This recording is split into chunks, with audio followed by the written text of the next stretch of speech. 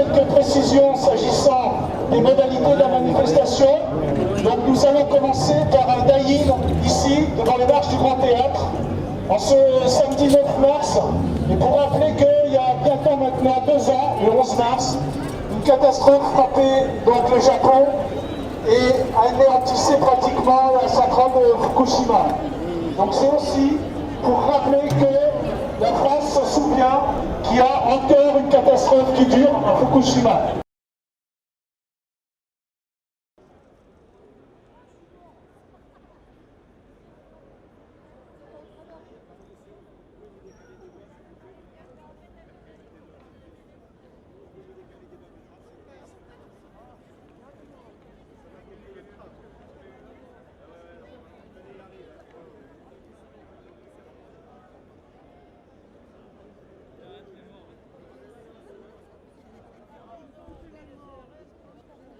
Maintenant, les réacteurs sont encore plus âgés, ils ont dépassé 30 ans, les 30 ans de vie qui étaient prévus à l'origine. EDF, avec les autorités françaises, décide de faire fonctionner ces réacteurs au-delà de ces 30 ans. Il est grand temps que la population prenne conscience de ce danger. Malheureusement, on voit qu'il y a une sorte de négationnisme, alors qu'on a toutes ces images, ces reportages qui montrent les conséquences absolument effroyables à Fukushima. Et pourtant, surtout en France, on a un manque de réaction par rapport à ça. Donc partout, dans tous les pays du monde, et en France, on a des actions un petit peu partout dans toutes les villes pour rappeler qu'il faut absolument arrêter les réacteurs nucléaires. Et pour le moment, je rappelle que sur la planète, les énergies renouvelables produisent 2 fois plus d'électricité que le nucléaire. Les 400 réacteurs sur Terre, c'est à peu près 10% de l'électricité mondiale. Les énergies renouvelables, c'est 20%, une part qui est en augmentation continuelle.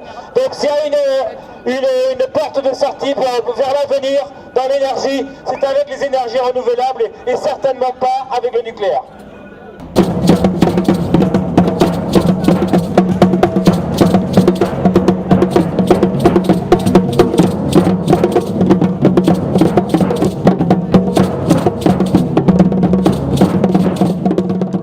De Fukushima numéro 1.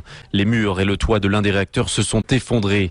Des équipes spéciales de pompiers ont été envoyées sur place où l'on compte 4 blessés légers parmi les employés. Sur le site, la radioactivité reçue en 1 heure atteindrait actuellement la limite à ne pas dépasser en 1 an. Les autorités ont ordonné aux habitants d'évacuer la zone dans un rayon de 20 km. La télévision japonaise conseille à toutes les personnes vivant dans ce secteur de rester chez elles fenêtres fermées et s'ils se trouvent à l'extérieur de se protéger les voies respiratoires avec une serviette mouillée. Depuis le séisme qui a provoqué la coupure de son alimentation électrique, la centrale faisait face à de très graves problèmes de refroidissement. La nuit dernière, l'armée de l'air américaine avait d'ailleurs effectué une livraison de liquide de refroidissement. Dans le réacteur numéro 1 de cette centrale, le refroidissement du cœur a été mis en défaut. Donc on est parti sur une fusion de ce cœur, c'est-à-dire l'accident le plus grave qui puisse arriver dans une centrale nucléaire, avec production d'un nuage de radioactivité comparable à celui de Tchernobyl. Sauf que tout ça a été contenu dans une grosse cloche de béton, l'enceinte de confinement qui recouvre le réacteur. Le problème, c'est que dans ce scénario, la pression monte à l'intérieur de cette enceinte et le risque, c'est qu'elle explose et qu'elle libère à ce moment-là le nuage. Ce que je crains, c'est que ce soit donc l'explosion de l'enceinte de confinement et ce serait actuellement donc un deuxième Tchernobyl. La centrale de Fukushima numéro 1 a été construite il y a 40 ans. Elle se situe à 270 km au nord de Tokyo. C'est d'ailleurs le sens du mot affiché sur les panneaux qui est porté en bandoulière par les 5 militaires de Greenpeace en bas de marche. Pourquoi solidarité? Solidarité avec les 21 000 travailleurs, dont 80% de sous-traitants, pour lesquels l'exploitant TEPCO n'a toujours pas remis aux autorités le rapport d'irradiation de l'année 2011, malgré des rappels à l'ordre, au motif qu'il lui fallait du temps pour les compiler et les analyser. Solidarité aussi avec les 3 000 travailleurs actuellement à Fukushima qui tâchent de nettoyer le site et de préparer l'extraction des 1535 bars de combustible usé de la piscine de stockage du réacteur 4 soufflée par une explosion d'hydrogène. Solidarité aussi avec ces mêmes travailleurs dont le dosimètre, lorsqu'il longe les réacteurs 1 à 3 détruits par la fusion partielle ou totale du cœur, annonce un taux de radioactivité de 1070 microsieverts heure, ce qui leur ferait atteindre en 19 heures la dose annuelle autorisée pour un travailleur français, soit 20 millisieverts. Solidarité encore avec les familles de la zone des 20 km autour de la centrale, dont un rapport de l'OMS annonce un risque de hausse de 70% du cancer de la thyroïde pour les petites filles et de 56% pour les petits garçons. Alors même qu'un point d'accord entre l'Organisation mondiale de la santé et l'Agence internationale de l'énergie atomique, signé en 1959, impose la confidentialité sur des renseignements spéciaux et certains sujets afin de sauvegarder le caractère confidentiel des renseignements qui leur ont été fournis. Mais d'ores et déjà, il y a déjà officiellement 3 cas de cancer de thyroïde avérés chez des enfants de Fukushima qui ont subi une intervention chirurgicale. Solidarité aussi avec les centaines de familles déplacées des départements sinistrés, alors que 310 000 réfugiés attendent toujours un relogement promis par le gouvernement japonais.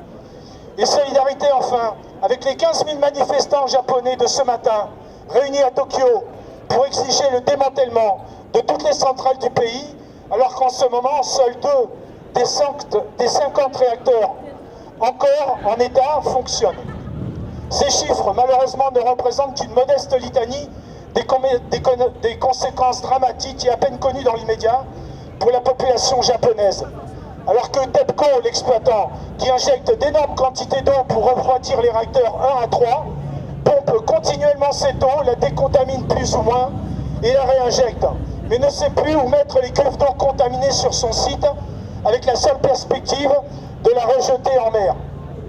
Ces victimes sont livrées à elles-mêmes, puisqu'à l'exception de TEPCO, qui a été nationalisé en juin 2012, mais qui a demandé au fonds créé pour les dégâts nucléaires et adossé à l'État de l'aider à payer des indemnités pour un montant de 36,5 milliards de dollars, l'industrie nucléaire n'a pas versé un seul centime au titre des dommages causés par la catastrophe.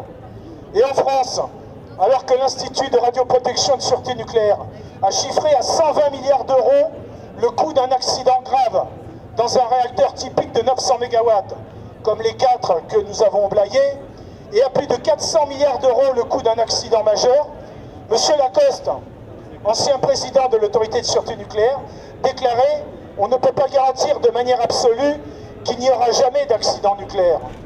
Et alors pour l'instant, en matière de responsabilité civile, la responsabilité d'EDF, seule juridiquement mise en cause, même si par exemple Areva aurait participé à la construction d'un réacteur, va être augmentée du fait de l'entrée en vigueur d'un protocole international en la matière à 700 millions d'euros, ce qui laisse songeur sur la différence avec les chiffres publiés par l'IRSN et que je viens de vous citer. Si l'on ajoute à ces données celles concernant la gestion du stockage des déchets ultimes à Bure, estimée initialement par l'ANDRA à 15 milliards, puis actualisée à 35 milliards, ce qui fait que M. Broglio, producteur de ces déchets et PDG d'EDF, veut, explique-t-il, s'impliquer pour éviter la flambée des coûts. M. Broglio est trop bon, et lorsqu'il déclare devant la Commission des affaires économiques de l'Assemblée nationale, il n'est pas question qu'EDF se substitue à qui que ce soit en matière de contrôle. En même temps, il convient d'être attentif aux répercussions des normes de sûreté sur les coûts de revient. Nous sommes en discussion avec l'ANDRA. Ça laisse songeur quand même. Ça veut dire qu'en France, en matière de nucléaire, c'est le contrôlé qui impose ses vues aux contrôleurs. Le coût de démantèlement des centrales, par ailleurs, estimé par la Cour des comptes à 18,4 milliards d'euros, soit une moyenne de 317 millions d'euros par réacteur, tout en précisant que les charges pourraient augmenter, alors que la seule centrale en cours de démantèlement, Brennelis, dans les Côtes-d'Armor, le chiffre est désormais entre 450 et 500 millions d'euros, alors que l'opération n'est même pas encore achevée. Enfin, pour finir, le coût de production du mégawattheure, parce qu'on nous dit que c'est pas cher. Quand Réseau de transport d'électricité, qui est une filiale d'EDF, précise que la France importe largement de l'électricité en provenance d'Allemagne. La France affiche un solde mensuel déficitaire avec l'Allemagne depuis octobre 2011.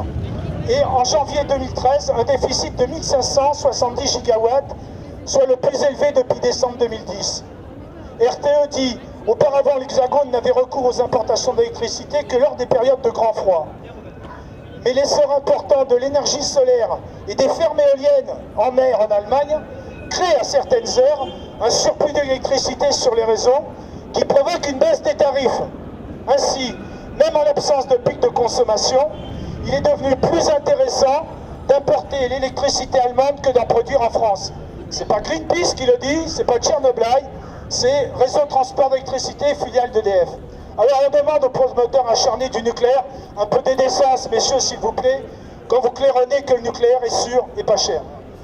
Et pour finir complètement, Greenpeace vient de publier un scénario de transition énergétique démontrant qu'avec la suppression des chauffages électriques et l'isolation renforcée des bâtiments, le transfert vers des modes de chauffage plus efficaces et renouvelables, il est possible de sortir du nucléaire dès 2031 en commençant par fermer 20 réacteurs d'ici 2020, dont bien entendu les 4 du Blayais, victimes d'une grave inondation en décembre 1999. J'arrête là simplement pour vous dire que si vous allez sur le site de l'autorité de sûreté du nucléaire, vous avez, je l'ai ici, les avis d'incident concernant la centrale du Blayais. Eh bien, pour l'année 2012, comme vous le voyez donc sur ce papier que j'ai imprimé, il y a 9 incidents déclarés à l'autorité de sûreté nucléaire par la centrale du Blayais.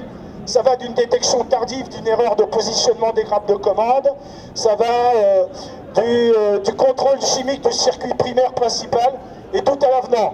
Donc voilà, effectivement, que le nucléaire, non seulement il n'est pas sûr, non seulement il n'est pas cher, mais que, évidemment, nous pouvons et nous devons sortir du nucléaire.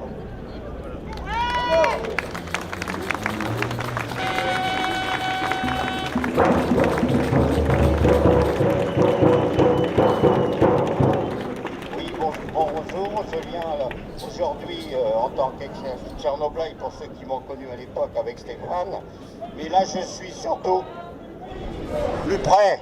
Ah oui, voilà. Je ne suis pas un grand orateur, je suis plus à l'aise par écrit. Bien, donc je viens aujourd'hui au nom de la CDN, Action des citoyens pour le désarmement nucléaire, qui manifeste aujourd'hui à Paris et qui essaie d'ailleurs, au titre des revendications pour l'abolition des armes nucléaires, qui essaie de se rapprocher de l'Elysée. Mais inutile de vous dire que même avec Hollande, ça va être difficile. C'était juste pour dire la CDN, Action des citoyens pour le désarmement nucléaire. Parce que faut-il rappeler, c'est inutile pour vous, je pense, les liens qui existent, les liens directs entre le nucléaire civil et militaire. Voilà. Nous sommes une petite section, mais depuis toujours engagée dans le nucléaire, au moins pour mes aînés. Moi, j'ai découvert l'urgence de ce combat à travers ce combat.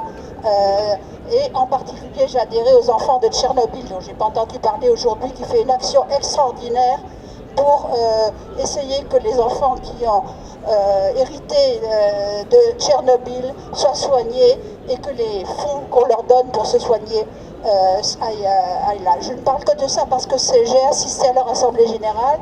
Toutes vos associations, je sais que les membres de votre association en sont membres, et donc je crois qu'il faut travailler à ce combat et lire le livre d'Alfred Jacquard et Stéphane Hissel sur le problème nucléaire. C'est ce qui m'a convaincu et je ne peux que vous le dire.